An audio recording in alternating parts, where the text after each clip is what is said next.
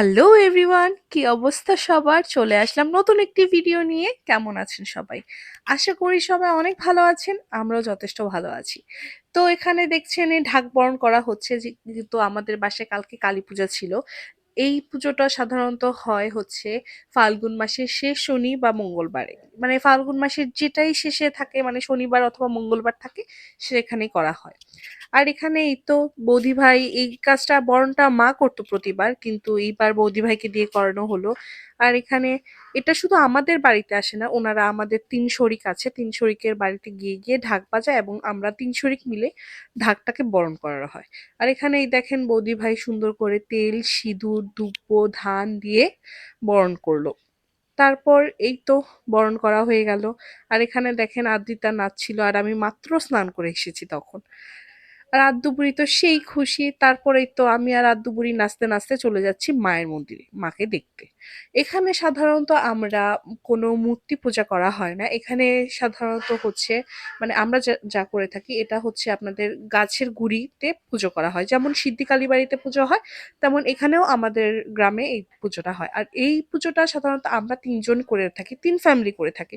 আর এখানে যে ফুলগুলো দেখছেন, সেগুলো প্রতি বছর পুজোর আগের দিন ফোটে। যে বছর অনেক বছর কম ফোটে, আবার অনেক বছর বেশি ফোটে, এটা হচ্ছে ডিপেন্ড করে। আর এখানে দেখেন আমাদের তিন বাড়ির তিন গুরুজন আসে, এসে হচ্ছে নিয়ে যায়, মানে ছেলেরা নিয়ে যায়, ঘটের জল নেয়। আর তিন বাড়ি থেকেই নেওয়া হয়। এই প্রথমে নিল আমার বাবা, তারপর নিচ্ছে হচ্ছে আমার জেঠু, আর তারপর আমার কাকা ছিল না, কাকা একটু অসুস্থ, তার জন্য আমার কাকাতো ভাই নিচ্ছে।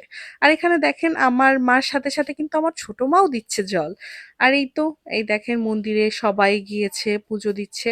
আর এখানে যে ছবিগুলো দেখতে পাচ্ছেন, এটা হচ্ছে আমাদের তিন দাদু, মানে আমার দাদু ও তার ভাইয়েরা। আর এখানেই দেখেন মা মায়ের জন্য হচ্ছে লুচি বানাচ্ছিল। আর হ্যাঁ, এখানে কিন্তু আমরা হোলিও খেলে থাকি।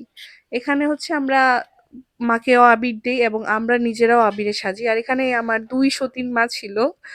আর এই দেখেন তারপর এখানে ভোগ রান্না করা হচ্ছে, যেটা সবাইকে দেওয়ার জন্য, মানে যারা আসবে তারা সবাই ভোগ পাবে, মানে প্রসাদ পাবে মায়ের।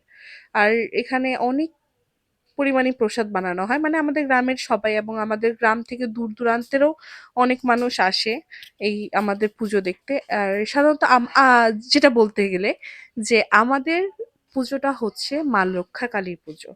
আর এখানে দেখেন তারপর আমি একটু ড্রেস চেঞ্জ করে শাড়ি পরে নিলাম। আর এখানে দেখেন জাস্ট আমি কয়েক সেকেন্ডের জন্য পাঠাবলির ভিডিওটা দেখালাম, কারণ যদি পরে কপিরাইট ক্লেম আসে, তো তার জন্যই দেখেন এখানে পাঠাবলি হচ্ছিল। পাঠাবলিটা আমি আমার বাবা এবং হচ্ছে সবাই মিলে দিচ্ছিল, আমার বাবাই দেয় এবং সাথে কিছু দাদা ছিল, তারা দিচ্ছিল। আর এই তো এখানে দেখেন আমি আর প্রীতি খেতে যাচ্ছি, তাই এখানে ঢং করছি যে দেখেন আমরা খেতে যাচ্ছি। আর এই তো খেতে এসে দেখেন সবাই মোটামুটি খাওয়া শেষ, যেহেতু আমরা বাড়ির মানুষ, তো আমরা সর্বশেষে খেতে যাচ্ছি। আর এই পুজোটা কিন্তু প্রতিবার এক একজনের বাড়িতে পড়ে, মানে আমাদের তিন শরিকের বাড়িতে প্রতি বছর একবার একবার, মানে বছরে বছর, যেমন এই বছর আমাদের বাড়িতে, তারপরের বছর, মানে ৩ বছরে ৩ বাড়িতে হবে। আর এইখানে এই দেখেন প্রীতির সাথে আমি বলছিলাম যে কেমন লাগছে খিচুড়ি।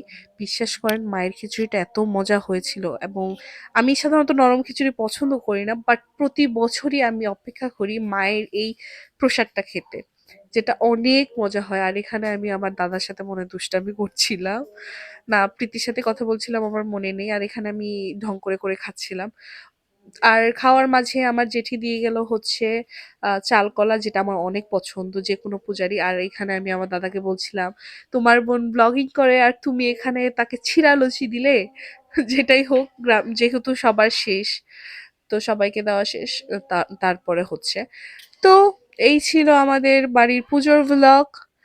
ভালো লাগলে লাইক কমেন্ট করবেন, চ্যানেলটি সাবস্ক্রাইব করে দিবেন, আর প্লিজ আমাদের বাড়ির পুজোতে নেক্সট টাইম আপনারাও চলে আসবেন।